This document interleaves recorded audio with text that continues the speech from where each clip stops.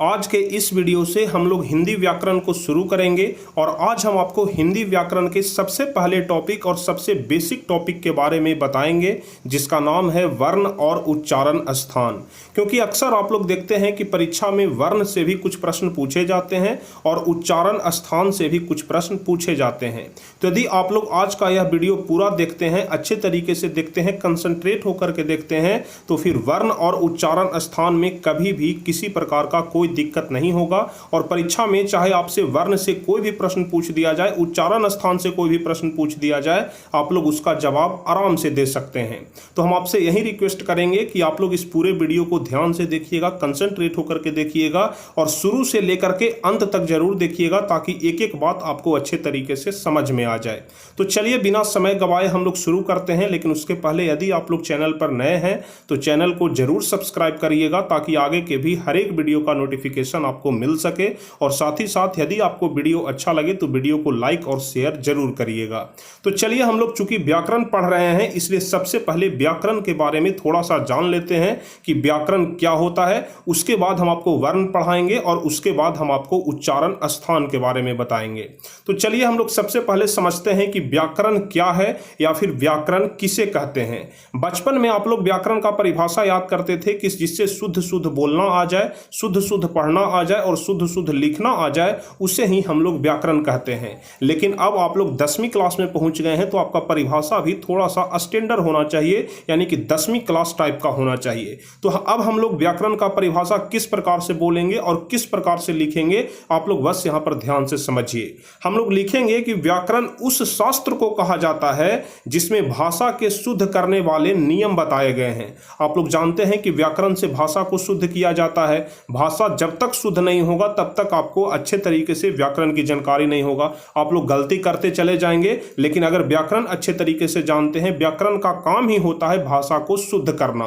तो उसी चीज को यहां पर लिखा गया है कि व्याकरण उस शास्त्र को कहा जाता है जिसमें भाषा के शुद्ध करने वाले नियम बताए गए हों।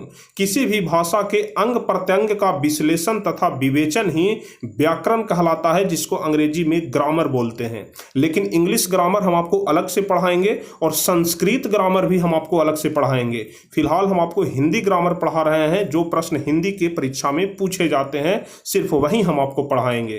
तो बस आप लोग ध्यान से समझिएगा। या फिर हम लोग इसका दूसरा परिभाषा भी लिख सकते हैं कि व्याकरण वह विद्या है जिसके द्वारा किसी भाषा को शुद्ध बोला, शुद्ध पढ़ा और शुद्ध लिखा जाता है। जो परिभाषा आप लोग बचपन में याद करते थे उसे भी हम यहां पर अटैच कर दिए हैं, ताकि आपको और ज्यादा अच्छे तरीके से समझ में आ जाए। तो यदि दोनों को मिला करके हम लोग परिभाषा लिखेंगे तो यही लिखेंगे कि व्याकरण उस शास्त्र को कहा जाता है जिसमें भाषा के शुद्ध करने वाले नियम बताए गए हों और किसी भी भाषा के अंग प्रत्यंग का विश्लेषण तथा विवेचन व्याकरण या फिर ग्रामर कहलाता है। व्याकरण वह विद्या है जिसके द्वारा किसी भाषा को शुद्ध बोला जाता है, शुद्ध पढ़ा जाता है और शुद्ध लिखा जाता है।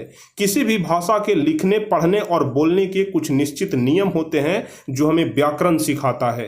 अतः व्याकरण आपके लिए काफी ज्यादा जरूरी है।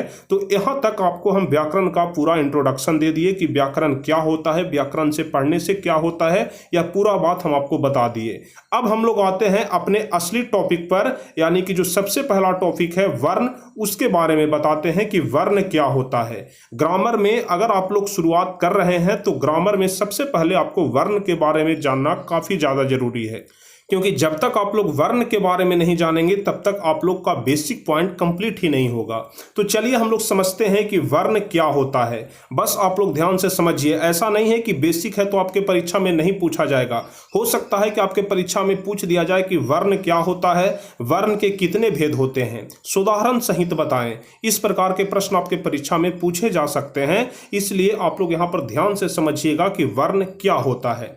देखिए, कह रहा है कि वर्ण उस मूल ध्वनि को कहते हैं जिसका खंड या टुकड़ा नहीं किया जा सके। मतलब सिर्फ अकेला, जैसे हम बोलते हैं आ, तो आ को आप लोग अलग कर सकते हैं, कभी नहीं कर सकते हैं। हम लोग बोलते हैं वा को आप लोग कभी अलग नहीं कर सकते हैं।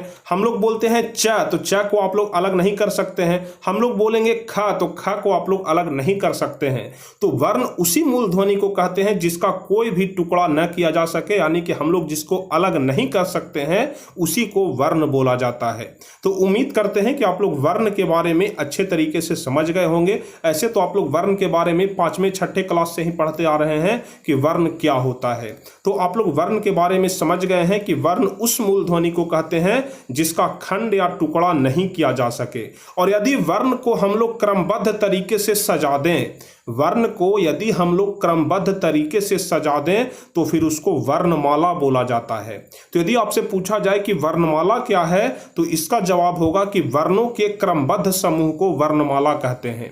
देखिए, हम व्याकरण बिल्कुल ही बेसिक से स्टार्ट किए हैं ताकि आपको हिंदी व्याकरण अच्छे तरीके से समझ में आ जाए। इंग्लिश ग्रामर तो आपको क्रिस सर बहुत ही बेहतरीन तरीके से पढ़ा रहे हैं, लेकिन यहाँ पर हिंदी ग्रामर हम आपको बहुत ही ज़्यादा बेहतरीन तरीके से पढ़ाएंगे ताकि हिंदी ग्रामर में भी, हिंदी व्याकरण में भी आपको किसी प्रकार का कोई दिक्कत नहीं हो।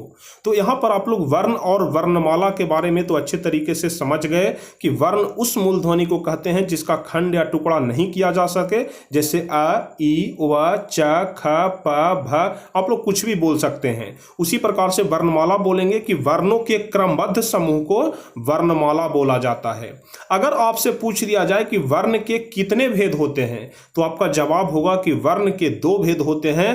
पहला स्वर वर्ण और दूसरा होता है व्यंजन वर्ण। ध्यान रखिएगा, वर्ण के 2 भेद होते हैं, स्वर वर्ण और व्यंजन वर्ण। अब हम लोग बारी बारी से समझते हैं कि स्वर वर्ण क्या होता है और व्यंजन वर्ण क्या होता है। बस आप लोग ध्यान से समझिएगा, ज़्यादा लंबा क्लास नहीं होगा, लेकिन जितना भी क्लास होगा आपके लिए काफ़ी ज़्यादा महत्वपूर्ण क्लास होगा। यदि आप लोग बेसिक अच्छे तरीके से समझ जाएंगे तो फिर आगे ग्रामर पढ़ने में, व्याकरण पढ़ने में आपको कोई झंझट नहीं होगा। आप लोग बड़े आराम से आगे समझते चले जाएंगे। तो चलिए हम लोग देखते हैं कि स्वर वर्ण क्या है, उसके बाद देखेंगे कि व्यंजन वर्ण क्या है। तो स्वर वर्ण कह रहा है कि स्वर उस वर्णों या ध्वनियों को कहते हैं जिसका उच्चारण स्वतः होता है, यानी कि किसी दूसरे का हमको मदद लेना नहीं पड़ता है, खुद से ही उसका उच्चारण हो जाता है, उसे ही हम लोग स्वर वर्ण कहते हैं। जैसे आ, ई, उ, री, ए, ओ, औ, यह जितने सारे भी यहाँ पर वर्ण हैं, इसे बोलने में हमें दूसरे वर्णों का सहारा नहीं लेना पड़ रहा है। लेकिन अगर आप लोग बोलेंगे क, अगर आप लोग बोलते हैं क, तो क में तो क हम लोग बोल ही रहे हैं, साथ ही साथ इसमें अ भी बोला जा रहा है, यानी कि क जोड़ अ हो रहा है। तो यह कभी भी स्वर वर्ण में नहीं जाएगा, यह व्यंजन में जाएगा। व्यंजन जब हम आपको अभी पढ़ाएंगे तो वहां पर समझ में आ जाएगा। लेकिन स्वर वर्ण कह रहा है कि स्वर उस वर्णों या ध्वनियों को कहते हैं जिसका उच्चारण स्वतः होता है, यानी कि किसी दूसरे का सहायता लेना नहीं पड़ता है। जैसे आ से लेकर के आप लोग औ तक बोल देंगे तो सारे जो वर्ण होंगे वह स्वर वर्ण आते हैं। अब आप लोगों को यहाँ पर जानकारी होना चाहिए कि स्वर वर्ण के भी 3 भेद होते हैं, जिसमें पहला होता है ह्रस्व स्वर, दूसरा होता है दीर्घ स्वर और तीसरा का नाम है प्लुत स्वर। ध्यान रखिएगा, ह्रस्व, दीर्घ और प्लुत। तो अब हम आपको यहाँ पर बताएंगे कि ह्रस्व में कौन कौन से वर्ण आते हैं। यहाँ पर तो आप लोग पूरा देख लिए कि यह है जो स्वर वर्ण है, लेकिन यह सभी में से कौन ह्रस्व है, कौन दीर्घ है और कौन प्लुत है, अभी आपको पता चल जाएगा।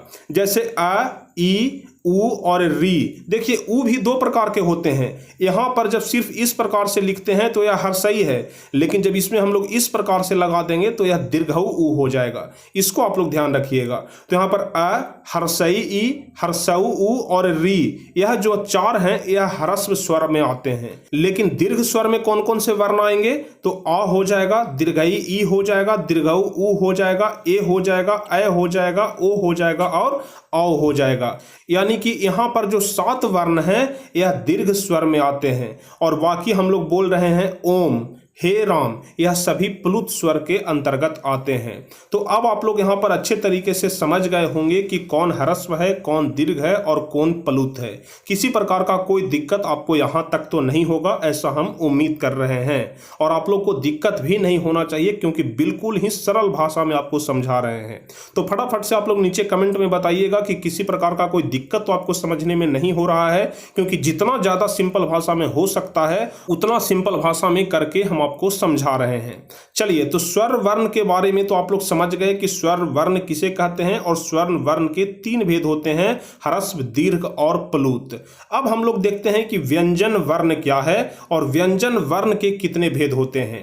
तो व्यंजन वर्ण, जिस वर्ण का उच्चारण किसी अन्य स्वर के सहारे होता है उसे व्यंजन वर्ण कहते हैं। यानी कि व्यंजन वर्ण का जो उच्चारण होता है वह बिना स्वर वर्ण का सहायता लिए बिना नहीं हो सकता है। जैसे यहां पर हम लोग बोल रहे हैं क, ठीक है, तो क हम लोग सिर्फ ऐसे नहीं बोलेंगे, जब भी क बोलेंगे तो उसमें स्वर वर्ण आ जुट ही जाता है, जुड़ जाता है। यानी कि जब भी हम लोग व्यंजन वर्ण को बोलेंगे उसमें स्वर वर्ण का सहायता लेना पड़ेगा।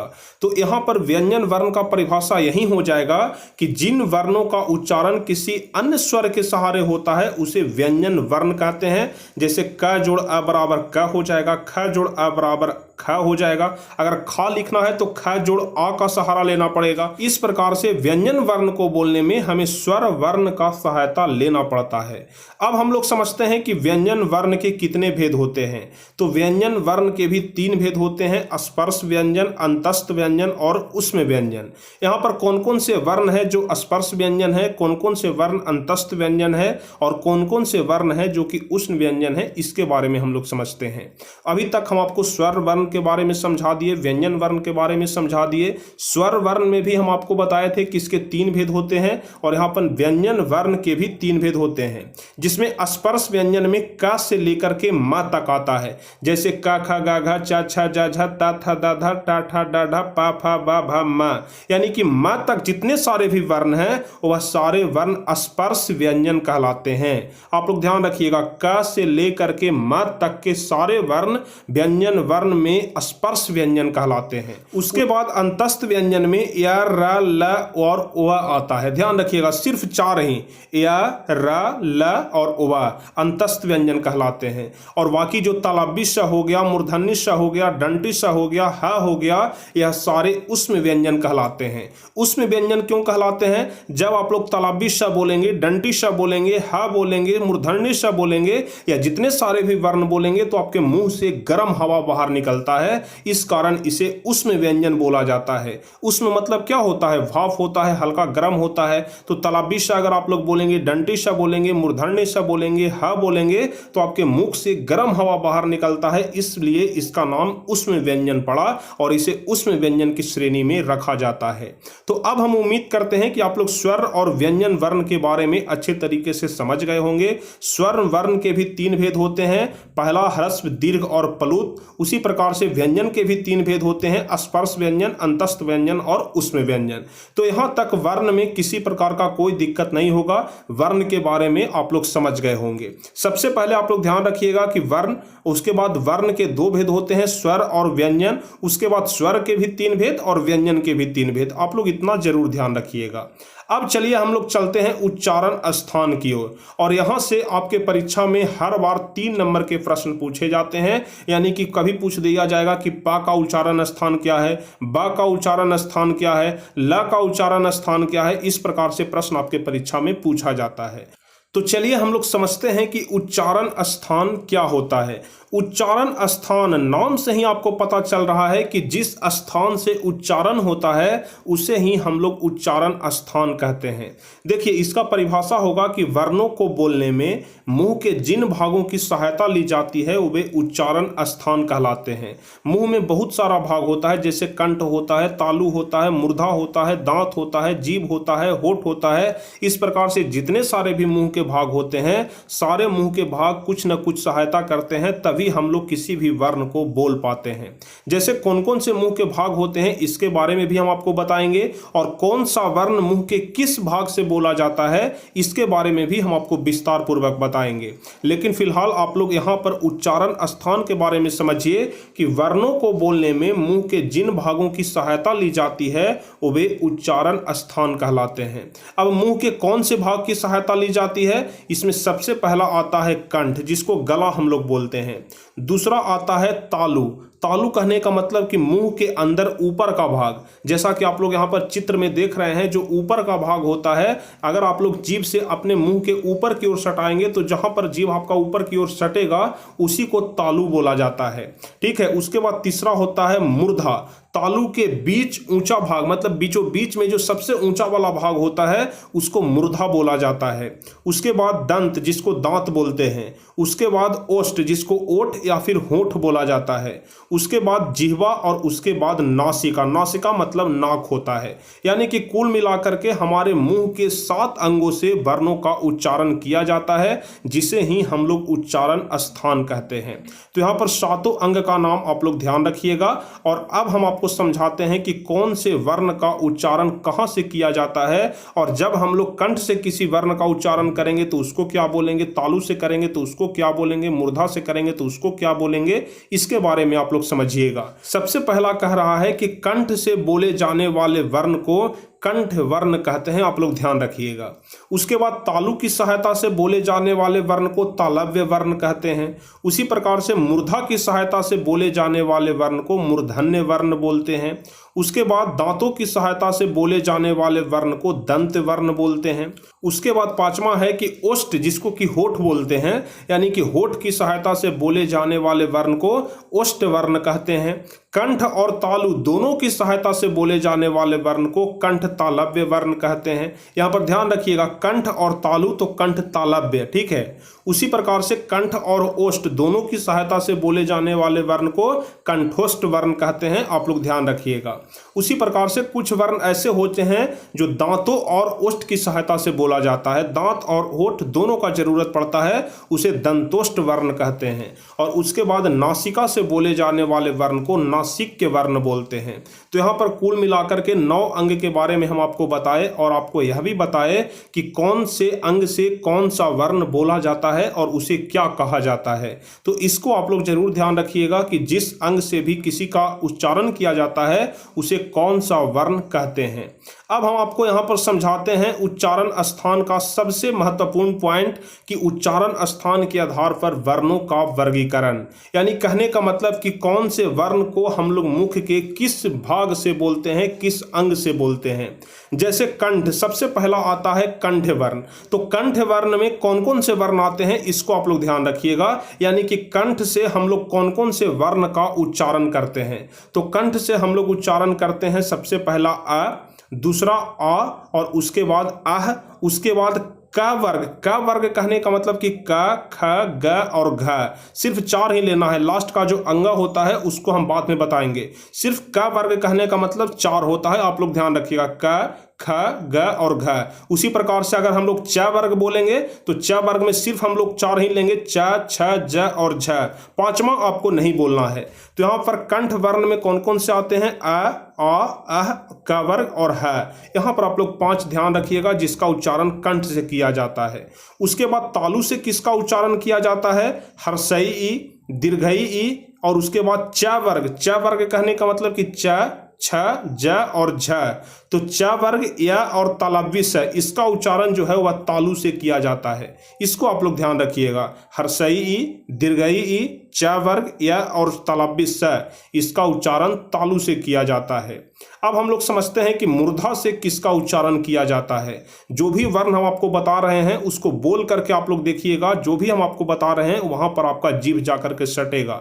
जैसे तालु बता रहे हैं तो तालु में आपका जीभ जाकर के सटेगा, मूर्धा बता रहे हैं तो मूर्धा में जीभ जाकर के सटेगा, दंत बता रहे हैं तो दोनों दांत सटेगा, मतलब ऊपर वाला और नीचे वाला दोनों सटेगा, होठ बता रहे हैं तो ऊपर वाला होठ और नीचे वाला होठ दोनों आपका सटेगा। इस प्रकार से आप लोग वर्ण बोल करके भी पता लगा सकते हैं कि इसका उच्चारण स्थान क्या है। चलिए हम लोग मूर्धा वाले वर्ण को समझते हैं कि कौन कौन से वर्ण का उच्चारण मूर्धा से किया जाता है। तो मूर्धा से बोले जाने वाले वर्ण में आता है री और ट वर्ग। ट वर्ग यानी कि ट, ठ, ड और ढ। टवर्गी न आपको नहीं बोलना है, टवर्गी न के बारे में हम आपको बाद में बताएंगे। हम आपको बता रहे हैं कि जो 5वां वर्ण होता है उसको आपको छोड़ देना है, सिर्फ 4 वर्ण ही लेना है। जैसे री हो गया, ट वर्ग हो गया, ड हो गया, ढ हो गया, र हो गया और मूर्धन्य स हो गया। इसको आप लोग ध्यान रखिएगा। कुल मिलाकर के इसमें भी हम आपको 6 वर्ण बताए जिसका उच्चारण स्थान मूर्धा होता है। उसके बाद दांत से हम लोग कौन कौन से वर्ण को बोलते हैं, तो त वर्ग। त वर्ग कहने का मतलब कि त, थ, द और ध 4 होता है, आप लोग ध्यान रखिएगा। तो त वर्ग में जितने सारे भी वर्ण आते हैं उसका भी उच्चारण स्थान दांत से होता है। ल, डंटी स और ज, इसका उच्चारण स्थान जो है वह दांत से किया जाता है, इसको आप लोग ध्यान रखिएगा। उसके बाद ओष्ठ से किसका उच्चारण किया जाता है, तो हर्षऊ उ, दीर्घऊ उ और प वर्ग। प वर्ग कहने का मतलब कि प, फ, ब, भ, आप लोग ध्यान रखिएगा। तो जो इसका उच्चारण स्थान होता है वह होठ से किया जाता है। अब उसके बाद कंठ तालव्य। कंठ तालव्य कहने का मतलब कि कंठ और तालु दोनों मिलकर के जिस वर्ण का उच्चारण निकालता है उसे कंठ तालव्य वर्ण बोलते हैं। तो ऐसे में आता है ए और ए। सिर्फ ए और ए दो ही ऐसे वर्ण हैं जिसका उच्चारण कंठ और तालु दोनों मिल करके होता है। उसके बाद कंठ और ओष्ठ। तो हम लोग समझते हैं कि कंठ और ओष्ठ से मिलकर के कौन सा वर्ण बनता है, तो ओ और औ। ध्यान रखिएगा, ओ और औ का उच्चारण स्थान कंठोष्ठ होता है। उसके बाद दंतोष्ठ यानी कि दांत और ओठ मिलकर के कौन सा वर्ण का उच्चारण होता है, तो व और फ। ध्यान रखिएगा, सिर्फ इधर दो दो वर्ण ही है, आपको याद करने में ज़्यादा आसानी होगा। व और फ का उच्चारण स्थान दांत और ओठ से होता है। उसके बाद नासिक्य। नासिक्य कहने का मतलब कि मुख और नाक दोनों मिल करके, जिसको आप लोग बोलचाल की भाषा में बोलते हैं निकिया करके बोलना। तो निकिया करके बोले जाने वाले वर्ण को नासिक्य वर्ण बोलते हैं। जैसे अन्न। अन्न आप लोग बोल रहे हैं तो देख रहे हैं कि हल्का नाक का भी यूज हो रहा है और मुंह का भी, यानी कि नाक और मुंह दोनों मिल करके बोलाता है अन्न। और उसके बाद पांचवा वर्ण यानी कि कह रहा है कि पंचम वर्ण। पंचम वर्ण कहने का मतलब कि जो हम अभी आपको बता रहे थे कि क, ख, ग, घ और लास्ट में अंगा होता है, तो यदि आप लोग अंगा बोलिएगा तो उसमें नाक और मुंह दोनों का यूज होता है। च, छ, ज, झ और लास्ट में इया होता है। तो जो इया हो गया, जैसे इस प्रकार से आप लोग इया लिखते हैं, तो यह वाला जो शब्द हो गया यह पंचम वर्ग कहलाता है। टवर्गी न हो गया तो यह वाला जो शब्द है वह पंचम वर्ग कहलाता है। वर्गी न हो गया, यह वाला शब्द जो है वह पंचम वर्ग कहलाता है। इस प्रकार से पंचम वर्ण जितने सारे भी होते हैं उसका उच्चारण स्थान नासिक यानी कि मुख और नाक दोनों मिल करके होता है। तो उम्मीद करते हैं कि सारे वर्ण के बारे में और सारे वर्ण किस अंग से बोले जाते हैं इसके बारे में आप लोग अच्छे तरीके से समझ गए होंगे। इसको आप लोग कंठस्थ याद कर लीजिएगा ताकि इससे संबंधित कोई भी प्रश्न आपके परीक्षा में न छूटे। और इससे संबंधित जितना सारा भी प्रश्न आपके परीक्षा में पूछा जाता है और किस प्रकार के प्रश्न पूछे जाते हैं, सारे प्रश्न हम आपको ऑब्जेक्टिव फॉर्म में अगले वीडियो में कंप्लीट करा देंगे। तो अगले वीडियो में जितना कुछ भी हम आपको बताए हैं इससे संबंधित जितने सारे भी ऑब्जेक्टिव क्वेश्चन बन सकते हैं जो आपके परीक्षा में पूछे जाते हैं वह सारे ऑब्जेक्टिव क्वेश्चन हम आपको अगले क्लास में करवा देंगे। तो आज का यह क्लास यहीं पर समाप्त होता है और यहाँ पर दो टॉपिक आपका पूर्ण रूप से कंप्लीट हो गया, जिसमें पहला वर्ण और दूसरा उच्चारण स्थान। तो अब हम उम्मीद करते हैं कि यदि वर्ण और उच्चारण स्थान से संबंधित किसी प्रकार का कोई भी प्रश्न आपसे पूछा जाएगा तो उसका जवाब आप लोग दे सकेंगे और वो भी बड़े आराम से दे सकेंगे। तो उम्मीद करते हैं कि आज का यह वीडियो आपको काफ़ी ज़्यादा अच्छा लगा होगा, अच्छे तरीके से आप लोग एक एक बात को समझ गए होंगे। तो यदि आप लोग एक एक बात को अच्छे तरीके से समझ गए हैं तो आप लोग जल्दी से वीडियो को लाइक कर दीजिए, अपने दोस्तों के बीच अपने ग्रुप्स में भी इस वीडियो को शेयर कर दीजिए। और जो भी स्टूडेंट अभी तक चैनल पर नए हैं, अभी तक चैनल को सब्सक्राइब नहीं किए हैं तो चैनल को जरूर सब्सक्राइब कर लीजिएगा ताकि आगे के भी हर एक वीडियो का नोटिफिकेशन आपको मिल सके। तो चलिए फिर मिलते हैं अगले क्लास में और हम लोग इस पूरे टॉपिक का ऑब्जेक्टिव क्वेश्चन अगले क्लास में क्लियर करेंगे। तो चलिए फिर मिलते हैं अगले क्लास में, तब तक के लिए जय हिंद, धन्यवाद।